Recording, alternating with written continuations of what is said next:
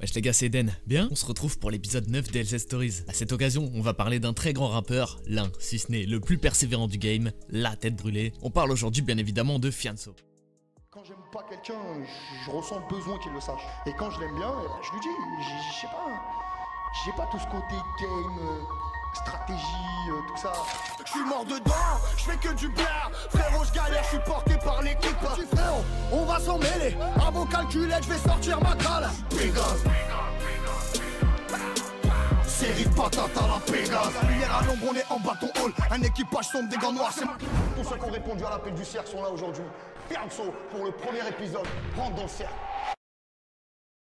Si aujourd'hui l'épisode est un peu particulier, c'est parce qu'on va parler de plein d'aspects du rappeur, et pas seulement son passé carcéral et ce qu'il a bien pu faire dans la rue. On va viser plus large, comme ce que je tente depuis quelques épisodes. Vous me direz si vous préférez ce format, ça nous permettra de raconter l'histoire de bien plus de monde dans le rap. Avant de commencer la vidéo, on n'est que 20% à être abonné à la chaîne, donc n'hésite pas à t'abonner avant que la vidéo commence, si tu regardes souvent et que tu zappes de t'abonner. Bonne vidéo mon ref.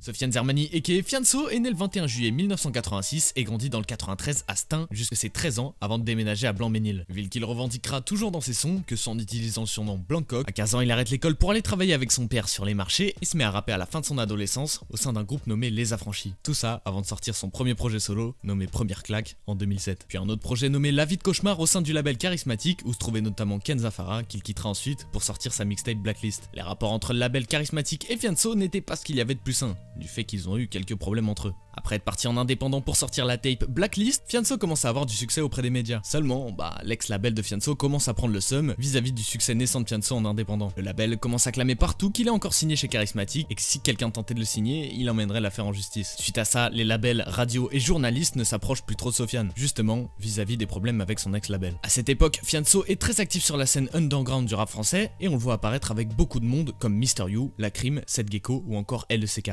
J'éclate une bouteille, je pense au salaire de Zlatan. Combien nous sommes conçus pour le même rôle. On rêve d'avoir l'équivalent d'une rivière d'émeraude. S'il demande à l'as pour le dédicace et je pas attendu qu'il signale Chelsea. Non, je suis comme ces MC qui ont vendu de la gueule. Quand je prends le micro, ouais, je suis obligé de projet, tu as du vécu derrière toi. Et depuis quelques temps, on entend pas mal de ta blacklist. Ouais. C'est quoi exactement la blacklist? La blacklist, en fait, c'est... J'ai sorti un projet dont t'as pas parlé en 2009.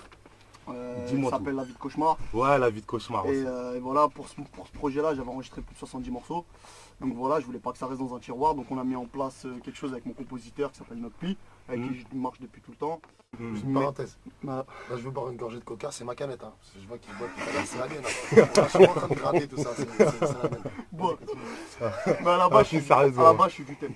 Fianso est relativement proche de La Fouine avec qui il avait déjà fité sur le titre Blancoc, mais ce lien lui posera malheureusement des soucis, car à l'époque, La Fouine voulait signer Fianso sur son label, la Team BS. Jusqu'ici, vous me direz, tout va bien, et puis c'est quand même bon signe, non? Fianso accepte la proposition, mais à partir de ce moment-là, plus aucune nouvelle de La Fouine. Alors que de l'autre côté, Sofiane refusait d'autres propositions de label, puisqu'il voulait forcément signer chez Team BS, puis il avait quand même donné son accord. À cette époque, Sofiane était un rappeur connu dans la rue pour son talent indéniable, mais aussi pour son comportement, qui, aux yeux du public, était très souvent amusant et donnait lieu à des scènes qui faisaient parler de lui, mais de l'autre côté, il était très problématique, voire agaçant pour l'industrie du rap. Il lui arrivait régulièrement de s'incruster dans des planètes rap où il était pas du tout invité pour venir plier tout le monde en freestyle, et il voulait pas lâcher le micro. Comme il rappait depuis des années et n'arrivait pas à atteindre la notoriété qu'il recherchait, c'était un peu sa manière à lui de se faire connaître par la force, sa manière de provoquer sa chance. Tu vas aller le voir et tout, tu vas dire ouais voilà poto, je m'appelle comme ça, non je viens de là, tac, déjà le mec il se demande ce que tu fous dans son planète rap ou dans son émission, machin, tac et tout, qu'est-ce que tu fais là. Ouais, je te le dis pas, tu vois, parce que dans une émission de rap, si personne sait avec qui t'es, dans le fond c'est que tout le monde dit que t'es forcément avec quelqu'un. Tu vois ce que je veux dire, donc tu joues sur un flou, tu vois. Ouais, au niveau c'est plus trop avec qui t'es. Tu vois, ouais, tu vois. Et quelle équipe il est. est Et toujours un maillon faible autour d'une table de freestyle. Et puis discrètement tu lui mets un petit pouce dans la côte qui fait mal, tu vois, le pouce ça qui fait mal, tu lui dis passe le casque après.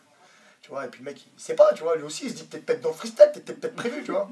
Et dès que le mec qui rappe il te regarde, et tu sens qu'il va lâcher, tu sens qu'il est à la fin de son couplet, bam, tu mets le casque, boum, tu démarres. Si vous connaissez d'ailleurs bien ma chaîne et que vous me suivez depuis longtemps, vous connaissez forcément le fameux Planète Rap de la Bousca Tape. Mais je vais vous raconter cette histoire encore une fois pour les nouveaux arrivants. Bouscapé organise à l'époque un projet de la Bousca Tape qui est une compile mêlant les nouveaux artistes de la scène rap en 2012, qui est un projet qui est basiquement réservé aux rookies. À l'époque, les rookies du moment sont des rappeurs comme Sadek, Sultan, Fababi, Gizmo ou encore LCK. Sofiane lui est quand même là depuis un moment et c'est très difficile de le qualifier comme un rookie. Mais au même moment, le label Charismatique pose de plus en plus de problèmes à Sofiane. Impossible de tourner en radio, sur des sites, pas d'interview, une vraie galère. Fianso, relativement proche à l'époque de Bouscapé, se sert de ça pour solliciter Fif, qui est à l'époque le seul qui permettrait de relancer l'image de Sofiane. Car on va pas se mentir, si Sofiane passe sur Bouscapé, Sofiane passe partout. Fif accepte donc de passer Sofiane sur la Bouscatape et le place sur le Planet Rap de la Bouscatape. Seulement, petit problème, il se retrouvera une soirée où Fababi participait également. Et la relation entre les deux rappeurs n'était pas super.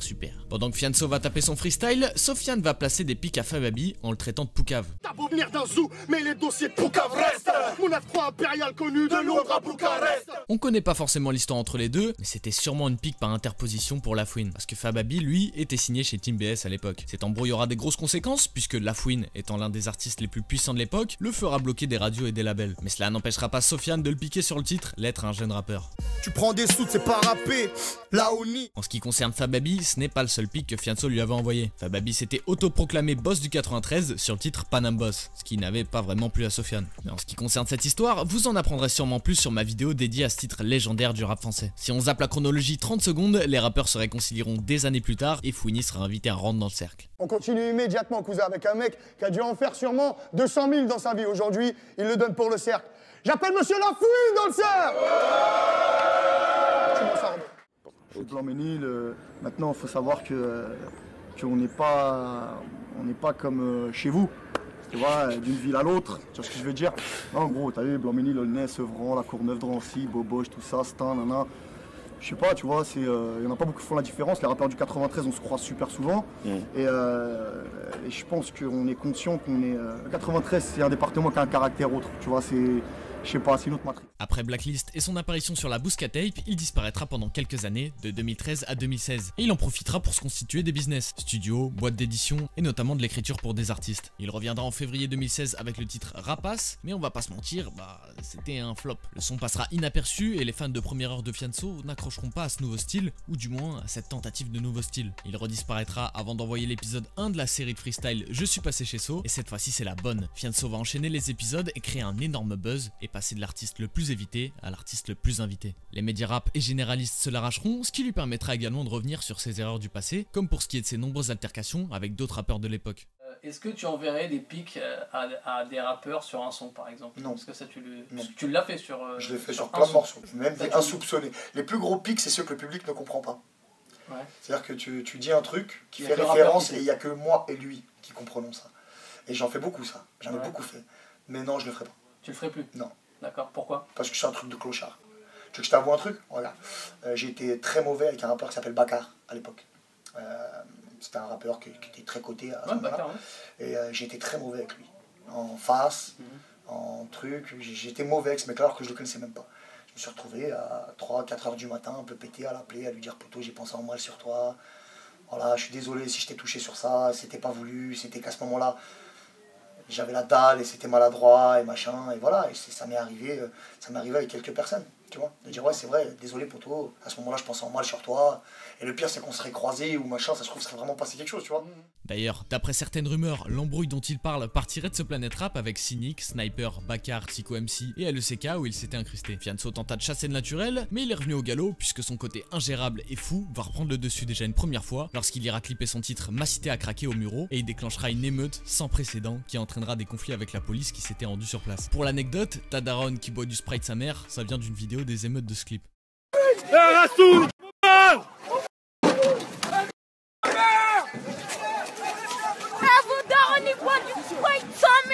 Puis il décidera d'aller encore plus loin en créant un immense bouchon en bloquant le périphérique parisien pour tourner le clip de Toka, ce qui vaudra à Fianso un procès et du sursis. Tout ce buzz lui permettra d'obtenir 3 disques de platine de suite avec Je suis passé chez So, Bandit Saleté et ainsi qu'avec Affranchi. Ça lui permettra également d'aller interpréter des titres sur le plateau d'Ardisson. Fianso voulant montrer qu'il n'est plus le même qu'avant et qu'il est pour l'unification dans le rap, créera donc par la suite son label Affranchi, label sur lequel on pourra retrouver Huss, Soul King, Sifax et The Guerre. Mais il va aller encore plus loin en décidant de réunir la crème du 93 sur tout un projet avec 93 Empire. Ce qui n'est pas une mince affaire tant le département regorge d'artistes talentueux, mais ça fera aussi ressurgir de problèmes entre diverses équipes. Le projet connaîtra un gros succès d'estime mais aussi commercial puisqu'il finira certifié disque d'or. Mais comme depuis le début de sa carrière, ses vieux démons le rattrapent et des audios issus d'une conversation privée entre Fianso et quelqu'un fuitent. Dans ces audios on l'entend parler en mal d'autres artistes comme Lacrim et Booba, mais aussi certains dont il était proche comme Ornette La Frappe, qui va entraîner un enchaînement d'attaques de toutes parts et notamment de ces trois-là. Mais Booba viendra infliger le coup de grâce puisqu'il ira jusqu'à poster dans sa story une vidéo très compromettante de Fianso ayant apparu sur le net. Récemment, t'as été banni à vie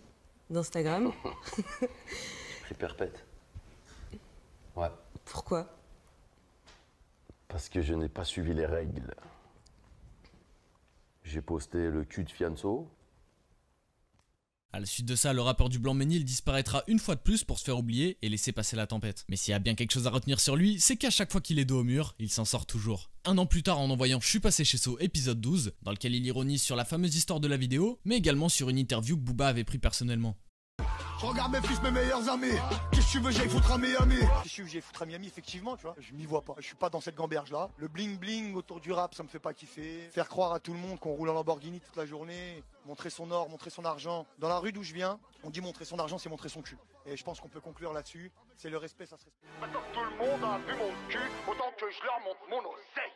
Après 3 ans sans sortir d'album solo, Fianso a annoncé son retour avec le titre Zidane, qui sera l'intro de son nouvel album, La Direction. Quel artiste, quelle conclusion, quel entrepreneur, quel débrouillard. C'était l'histoire de Fianso Man. Si t'as kiffé la vidéo mon frère, n'hésite pas à t'abonner à la chaîne YouTube, on est que 20% à le faire et ça me soutiendrait de fou. On n'est pas loin des 200 000 abonnés donc bombardé de fou aussi. Si tu laisses un like et un commentaire pour le référencement, la légende dit que tu peux gagner jusqu'à 500 000 balles, donc je serai toi, je le ferai. Bisous mon ref ou ma russ, merci beaucoup du soutien, ciao.